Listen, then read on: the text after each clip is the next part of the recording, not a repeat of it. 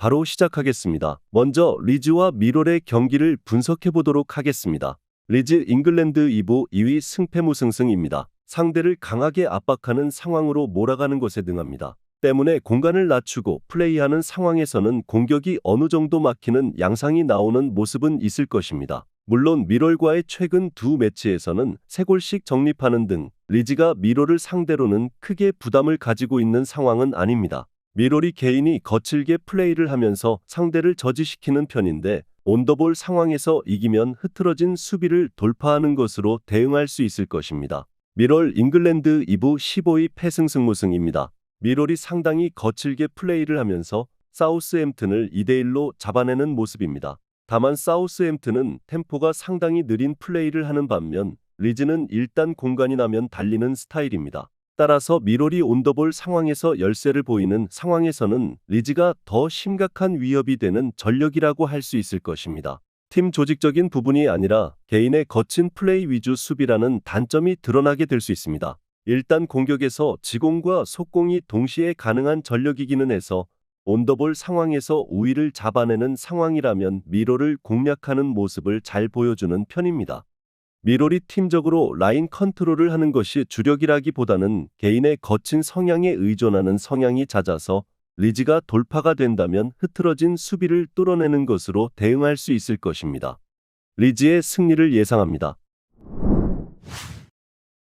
다음은 맨유와 리버풀의 경기를 분석해 보도록 하겠습니다. 맨유 잉글랜드 1부 6위 승패승입니다. 에버튼을 잡기는 했지만 지공 상황에 약한 에버튼에게 23개의 슈팅을 준 것을 좋아하기는 뭐합니다. 결국 사부리그 팀에게도 난전을 허용한 빈약한 압박과 수비 능력에는 여전히 의문부호가 있는 상태입니다. 리버풀이 지난 경기에서 매우 체급 차이가 나는 상대를 만났다고 하더라도 강하게 프레스를 하는 상황에서 화력을 분출했다는 점은 맨유가 상당히 부담스러워해야 할 요소가 될 것입니다.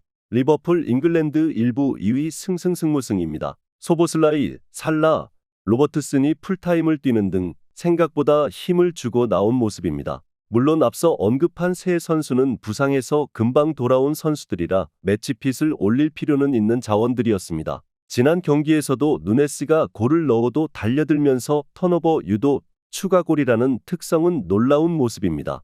뒷공간 역습에 대한 취약점이 나오기는 했지만 이 경기에서는 코나테가 매치핏이 될 것으로 보인다는 클롭 감독의 발표도 있었습니다.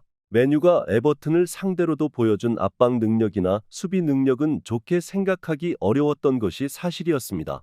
리버풀이 지난 경기에서 보여준 압박 능력을 감안하면 맨유가 상당히 어려운 매치가 될 듯합니다. 리버풀이 코나테의 복귀로 센터백 라인에 숨통이 트일 수 있다는 점도 긍정적입니다. 리버풀의 승리를 예상합니다. 다음은 스파르타와 아약스의 경기를 분석해 보도록 하겠습니다. 스파르타 네덜란드 1부 11위 패승패무패입니다. 아약스 같이 패스 플레이를 하는 팀에게는 약합니다. 지난 경기에서도 점유와 짧은 패스 빌드업에 강한 트벤테를 상대로 패배를 기록하는 모습입니다. 아약스를 상대로는 전적이 전패로 심각한 모습이기도 한데 그나마 홈에서는 아약스의 강한 공세를 어느 정도 제어하면서 대량 실점을 당하지 않는 모습을 종종 보인다는 점이 위안이라고 할 수는 있겠습니다. 아약스 네덜란드 1부 5위 패승무무패입니다. 공격적인 플레이가 수비적으로 리스키한 상황인 것은 맞습니다. 다만 전방에 힘을 실어주는 효과만큼은 탁월하다고 볼 여지는 충분히 있을 것입니다. 사실 경합에 강한 스파르타를 상대로도 브로베리가 피지컬 상황에서 아주 밀린다고 하기는 어렵습니다. 브로베리가 전방에서 버텨주면서 이선 자원들에게도 찬스를 꽤 공급해주는 상황을 만들 가능성도 상당히 높을 것입니다. 애초에 스파르타가 아약스 같이 패스 플레이에 능숙한 팀들을 상대로는 아주 부진한 모습을 보여주는 편이고 아약스를 상대로는 매우 심각한 전적을 기록하고 있기도 합니다. 그나마 경합 상황에서의 우위로 대량 실점을 홈에서 예방하는 상황을 만든다는 점이 장점이라면 장점일 것입니다. 아약스의 승리를 예상합니다. 마지막으로 에인트호벤과 트벤테의 경기를 분석해 보도록 하겠습니다. 아인트호벤 네덜란드 1부 1위 무승무승패입니다. 트벤테와 비슷한 점이라면 높은 점유와 경기를 컨트롤하는 능력을 중시한다는 점입니다. 물론 트벤테를 상대로는 최근 우세한 흐름을 보이고 있는 편인데 경합이나 적극성으로 공격력을 보여주는 시도가 작기 때문입니다. 온더볼 역량을 극대화하면서 트벤테의 강점이라고 할 수 있는 안정적인 수비를 돌파하는 것에 골머리를 겪는 상황은 많지 않습니다. 트벤테 네덜란드 1부 3위 승패승승승입니다. 앞서 이야기했듯이 아인트호벤과 만나면 강점이라고 할 수 있는 수비가 상당히 고생하는 양상이 강합니다.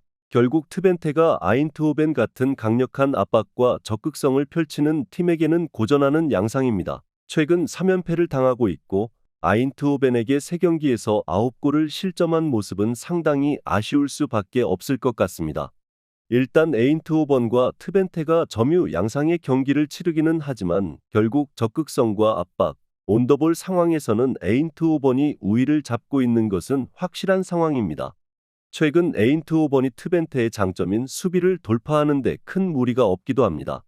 에인트호벤의 핸디캡 승리를 기대해도 좋을 것입니다.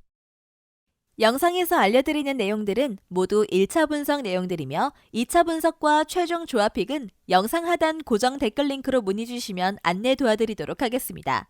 시청해주셔서 감사합니다.